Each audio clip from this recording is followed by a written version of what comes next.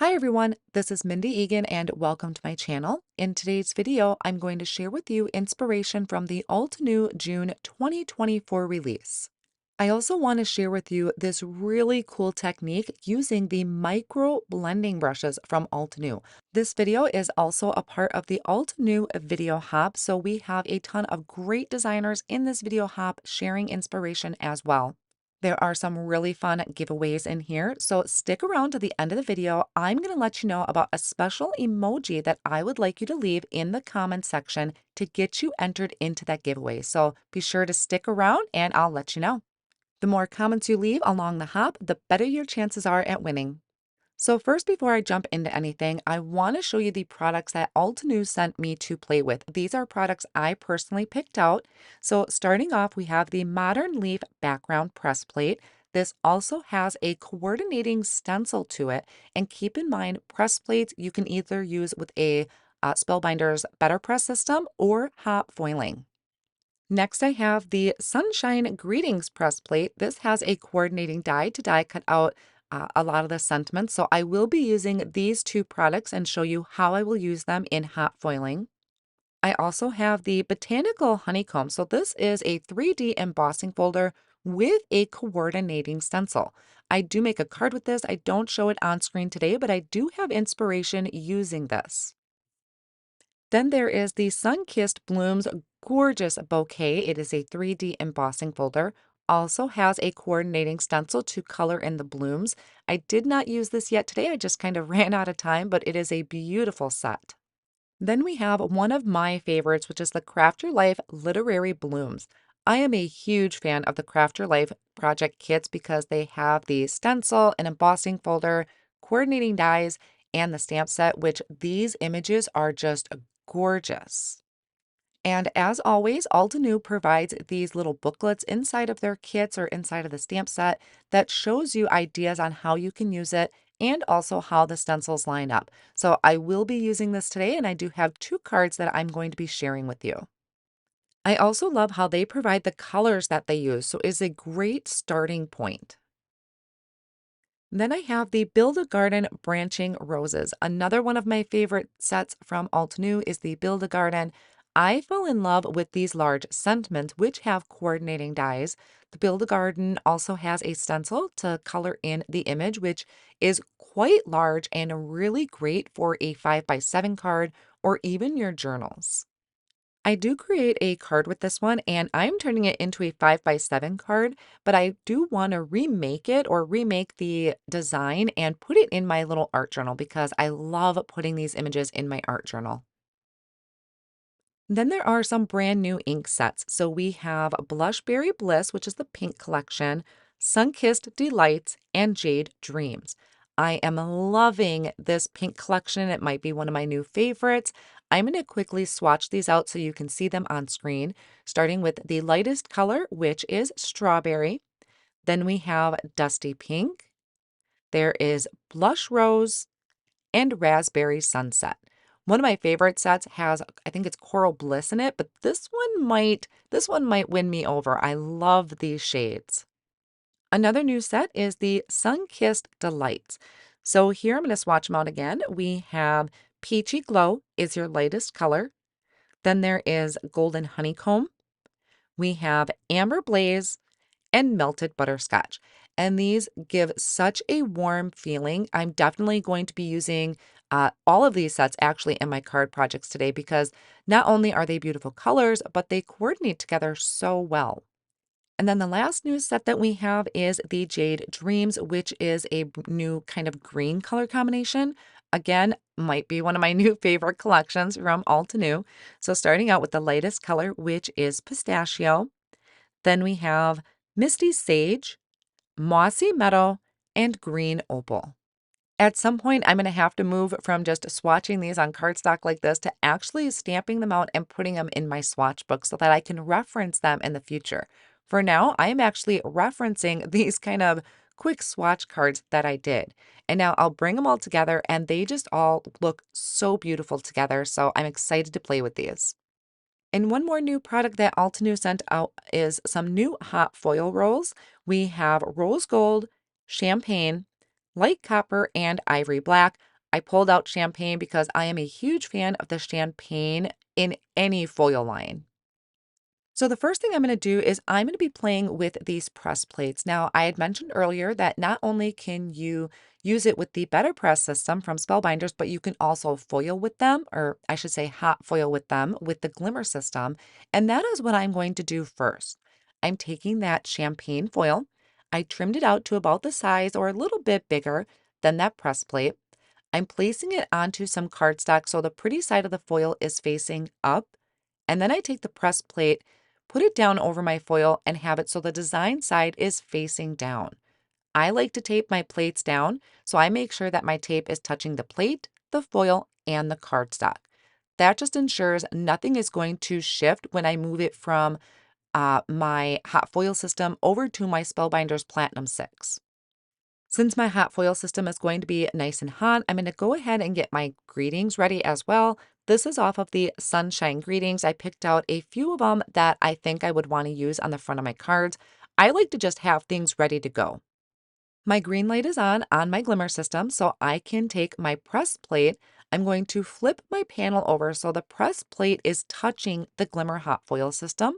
I'm going to hit my timer button, and when it's done blinking and turned solid green, that means it's ready to go. So I have my two shims here that I'm putting on top, and then after that light turns a solid green, I'll disengage that, run that through my Platinum 6, and then I can bring that back over. And typically what I'll do is I'll take my whole plate system here and just flip it over onto my glass work surface. While that was cooling, I went ahead and did my greetings as well. And then now I can remove my press plate and the tape and peel the foil back to show you that foil design. I really love using the press plates for doing my Glimmer hot foiling because it gives flawless results. These actually, I think, work better than the actual hot foil plates. And there is going to be so much shine. It's actually kind of overexposed in my video right now, but there is a ton of shine and it is gorgeous.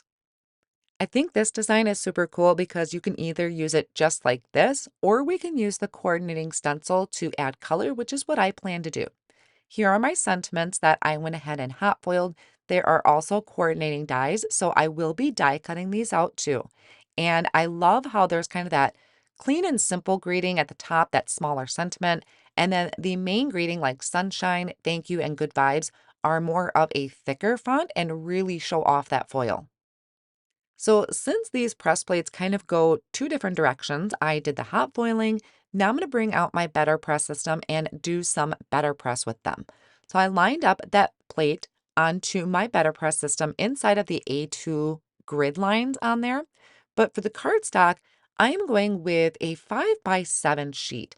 I have really been using the 5x7 sheets because I like having that extra space or that extra room. So I'm taping that down inside of those grid lines using my best ever craft tape, just making sure it's just barely touching the corners. The cardstock that I'm using is the panels that Spellbinder sells, especially for the Better Press system. Now I'm going to ink up my plate using a mini ink cube. This is the Better Press Letterpress ink in black. And I just kind of do a twist and turn, move it around until I get that entire area covered in ink. Then I can flip my plate over, let the magnets catch at the top and the bottom, and run that through my Platinum 6 die cut machine. And now I have this beautiful design that has this impression onto my cardstock. There was one area where it was a little light. I must not have inked it very well, but you can't really notice. And I'm going to be adding colored ink on top, so I'm not going to worry about it. But I do want to try something. So I took another piece of that cardstock and I ran that through again, but I didn't add any more ink to it. So this is giving us kind of a second generation letterpress, I guess I would say. So that turned out pretty cool, but I decided to try it one more time, still not inking it up, and that came out really neat too. I took the exposure down on my video to show you that it gave such a nice soft impression. So you don't always have to ink up your plates. You can do second and even third generation on it. Now I can do my sentiments, and I just make sure to leave enough room in between so that I can use the coordinating die for them. Again, I'm using this mini ink cube. I do find the mini ink cubes work best when it comes to doing sentiments like this. Then I'm not getting so much extra ink on my actual plate system. So I placed the top plate on top, ran that through my machine, and now I have these beautiful letterpress designs on my cardstock. But since those sentiments are pretty thick, I decided to run it through again. I know that my sentiments didn't move when I was inking it, so I felt really confident that I was going to get a good impression running it through a second time. Now I have quite a few sentiments prepped, so I'm going to come back to my foiled panel and I'm going to use the coordinating stencil. This is actually a two-piece stencil. This is the first layer, which is just going to add color to the leaves. I'm going to be using my sticky mat inside of my stamp wheel to hold my cardstock down, which I did trim down so that my stencil could overhang and catch on that sticky mat. And I'm going to be using the new colors out of this collection that was just released. I'm going to start with I think it was maybe the second one out of the collection, that second green. I was using it as a swatch. So really, any of the two lightest colors work. I just went sporadically over the background, and then I'm gonna jump to that darkest one with a small blending brush and just add that darker color sporadically, filling it in. So I'm kind of giving it this two-tone look. So you don't always have to go from lightest to darkest, working your way down the card front. I do that in my next card, but I just wanted to show you you don't always have to do that. The second layer of the stencil is going to add kind of some detail to the leaves and also the branch, but I decided to leave that off because I really liked my branches and the stems in that gold. So I'm going to just set this off on the side. I'm bringing in the panel that I did with the black Letterpress ink, and this one is the first impression I got. So it's the most black, blackest. Now, this one I am going to go through all of the colors in this set, creating that ombre look where I started lightest at the top, and I'm going to work my way down to the darkest at the bottom, which is typically a go-to for me, but you don't always have to create this way. So once I finish this panel, I am going to set it off on the side and I will show you the finished card project at the end of the video. Now I'm going to move on to creating with the Craft Your Life Literary Blooms. I love this image with these flowers in this book. I think it is just, I don't know, it's kind of mystical and magical to me. So I am using my stamp wheel. I placed my cardstock down in that bottom corner, picked up my image with the stamp wheel, flipped it over, and I'm inking it up with a limestone ink. And these are really new ink pads. I just picked up this gray collection in the round ink pads. So my ink is pretty saturated. I probably just pushed too hard when I was inking up my stamped image. So some areas are darker than others, but I'm okay with it. I am going to leave my stamp image on my plate. This is where I messed up last month. I'm leaving it there. What I'm going to do is use the other image off of that stamp set. I placed my cardstock up in the top corner and I picked it up with the other side of the plate. So each side of my plate has a stamped image and I'm going to leave them there. I like stamping in a light gray, ink blending, and then stamping again in black. So learned from my own mistakes from last month where I'm leaving everything in place and I tucked my cardstock in the corners of the stamp wheel. Now I'm going to come in and start doing my ink blending, and I'm not going to show you exactly how to line up each stencil. The guides that Altenew provides walks that through pretty well, and you can kind of fit it together like a puzzle piece. What I really want to focus on is the ink blending and the technique that I'm going to be sharing in just a moment. This was the first time ink blending this image. I'm starting out with the lightest color in that Blushberry Bliss collection. So I started with strawberry, but before I moved the stencil on each layer, I went around it with dusty pink, or maybe I think I used blush rose. I think I went up a step and used blush rose, but I only went around the very outer edges of each of those petals with that darker ink. So the highlight is going to be towards the center and the darker shade is going to be towards the edges. So I continued that way for that particular flower, and then I'm going to move over and do the other one. This one I'm doing in the Sun-Kissed Delights ink collection, starting out with Peachy Glow. Now my Peachy Glow didn't quite come out as light as I wanted, but I think that's just because I had some extra ink on my blending brush. But now I'm going to bring it in to the outer edges of those flowers with, I think this one was Amber Blaze, and going around the outer edges of the petals. Now I'm bringing in a micro brush. I completely forgot I had these and I only have a few of them, but going around the edges with the micro brush came in super handy because I was able to really kind of hone in on just the outer edges. Whereas the smaller brush that I was using, which these are really kind of my favorite, I do like them, but when I really want to concentrate on a particular area, the micro brushes are a must have. And I'll be showing you in the next image kind of how vital having those micro blending brushes are. If you know me, you know I am really into stencils, layering stencils like this, ink blending, and I know not everybody needs or wants every type of blending brush out there. I do think each size has its own purpose. So like for instance, larger blending brushes from Altenew, I use to create entire backgrounds. I think they're great for when I want to have a lot of coverage. And then they have quite a few different sizes when it comes to their brushes. And it just depends on the area of the stencil, how big or how small it is. And these micro ones, I think are fairly new. I know they're fairly new to my collection, but I have found a great purpose for them that I can't wait for you to see in the next image.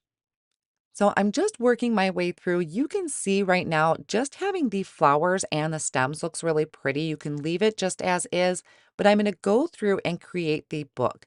I just kind of looked through my ink swatch collection and found colors that might work for the book and then completed that image. So I'm taking that panel, I'm placing it back down in that bottom corner because that's where I started. And now I have my top plate here with the image. So I'm going to flip that over and I am going to ink up my image with the black ink. Since I had everything tucked down in that bottom corner, I am fairly confident that it's going to line up. So after I inked up my image, I'm going to flip my plate over and stamp that down. Sometimes I will leave my image as is because I think it gives a pretty no-line coloring look, but once I added the black outline to that, it wowed me. I was so excited. I actually kind of paused for a second to really take it all in. Okay, now here is where the magic really sits. So I'm actually remaking this because I had done this on my own without filming, and then I thought I better show you guys this. So I changed up my colors. I am doing a light purple for my base color on each layer of the stencil, and then I'm also bringing in a dark purple. So I did that first layer in the light, and now watch my hand movement with that micro blending brush. I am almost kind of creating an outline around each little petal.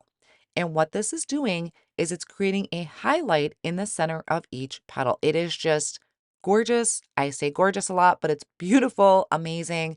And check out the reveal for this. I'm sure other people have done this, but it's the first time I really used my micro brushes to create that highlight. So I went through each layer of the stencil and did that. You may notice I mask off certain areas with Post-it tape to protect the rest of my card, but I start with that light purple first, and then I take the micro brushes and just trace around the outer edge of the petals. Now, sometimes the petals are a little small, so I'm not getting as much of a highlight as I would want, but I'm just kind of moving my hand back and forth right at the very edge. This is definitely not something you want to rush through. It is something where you sit back, you enjoy the process of kind of coloring that in and adding that beautiful outline. So this is really at a point where I discovered how much I really need micro blending brushes in my collection. I'm definitely going to be heading over to Altenew and getting more because I do want at least one or two for each color family. I do like having kind of a blush brush for a light color and a dark color when it comes to greens, yellows, things like that. So I'm definitely going to be adding these into my collection. Now I moved up to the other flower. You can see how this is coming together and it's mesmerizing to be honest. And when I start adding the black outline, everything just pops. This is kind of the technique that I would see if I were using markers to color in my images where I leave those highlight areas. but the fact that I can kind of hone in on those edges with that smaller brush really just kind of steps everything up a notch. And I did the same technique for my leaves. I had created another card with the flower and the books, and I did that same technique. You can see it really kind of pops there on those flowers because I really was paying attention to my blending. I'm stamping that down to give it that outline, and I'm going to do the same thing for the panel that I just showed you on screen. I'm going to be sharing my finished cards here with you in just a moment and how I put them all together. But before I do that, if you are still watching, please drop me a comment down below in the video description with you can leave whatever comment you want, but be sure to leave me a star emoji. That's going to let me know that you watched the video and you'll be able to be entered into the Altenew giveaway. So star emoji will get you entered. Off screen, I had also gone ahead and ink blended the Build a Garden branching roses. So I had that all stenciled up, colored in, and die cut out. I did also stamp out the sentiments from that. So I have the sentiments ready to go. And I wanted to just quickly show you how I created the background for that. So I have a piece of cardstock that measures 5 by 7, and I am going to ink blend it. So this is actually the bottom of my card that I'm ink blending, but I like to always start that way because I'm right-handed. I started with the lightest color from the Sun-Kissed Delights ink collection. That was the Peachy Glow. I blended quite a ways up towards that other corner, kind of having it fade off into white. Then I went with the Golden Honeycomb and the Amber Blaze. So right there was a good example of how I like to use the large blending brushes to blend a background. I'm bringing over my splat box and I am adding some metallic splatters and also some black splatters. So I use the metallic collection and the watercolor collection from Altenew. I don't want to smear any of my splatters, so I am just taking a heat tool to dry those real quick. Now, I did die cut out another one of those branching roses just from some plain white cardstock, and I'm going to layer that together to add a little bit of dimension. I really wasn't in the mood to fuss with a lot of foam tape behind it, especially behind some of those smaller areas. So layering it with another piece of cardstock really helps. I added tape runner to the back of that and placed that onto my 5 by 7 card front. I stamped a greeting down in that bottom right-hand corner and then added the dear friend that I stamped and die cut out. And I'm finishing this off with some of these black gem sparkles. I normally don't create 5 by 7 cards, but I could not bring myself to cut this flower or this branching roses down any further than it already is. Now for some finished cards. So this is the one that I showed you on screen where I really added the highlight to the petals. And this is using the Craft Your Life Literary Blooms. I just kind of put those two together to create that kind of bundle in the center and then added that sentiment that I hot foiled from the Sunshine Greetings. This is another one from the Literary Blooms. This one has the book in it. I just stamped it. I did not do any die cutting or fussy cutting because I don't think there's a coordinating die for it. But I did ink blend around the edges with some of that same purple ink and a little bit of dark gray. And then this one has the bright pink and orange on there. Again, using those greetings from the Sunshine Greetings that I hot foiled. I finished off my card off screen using the Modern Leaf background. This is the foiled background. So I used one of the sentiments from the Sunshine Greetings that I did with the Better Press and that black ink. I just left it as trimming off the edges of it and adding to a card front. This is the one I just finished for you on screen using the branching roses. And I do really love how I have the side folding card base for it, so it feels like a book. And I think that was kind of what most attracted me to the 5 by 7 size. And then this is a card I completed off screen using the Botanical Honeycomb. So it's a 3D embossing folder and then a coordinating stencil. So it gives you the flower petals, the outline, and then also coloring in the inside behind those flower petals. So that is all of my cards that I completed with this release for right now. I hope you found inspiration in it, and I hope this kind of gave you some insight to micro blending brushes if you haven't tried them yet, or what you would use them for. So I hope that gave you some tips and just some information on them. And then, of course, to be entered into the giveaway, be sure to leave your comment down below and start with the star emoji. I would love to see a bunch of stars in the comments section, just so I know that you have watched the video. And leave me a comment. I really do love to read the comments from everybody. All of the supplies will be listed down below in the video description and over on my blog. Thank you all so much for sticking with me today in this longer video, and I will see you again real soon.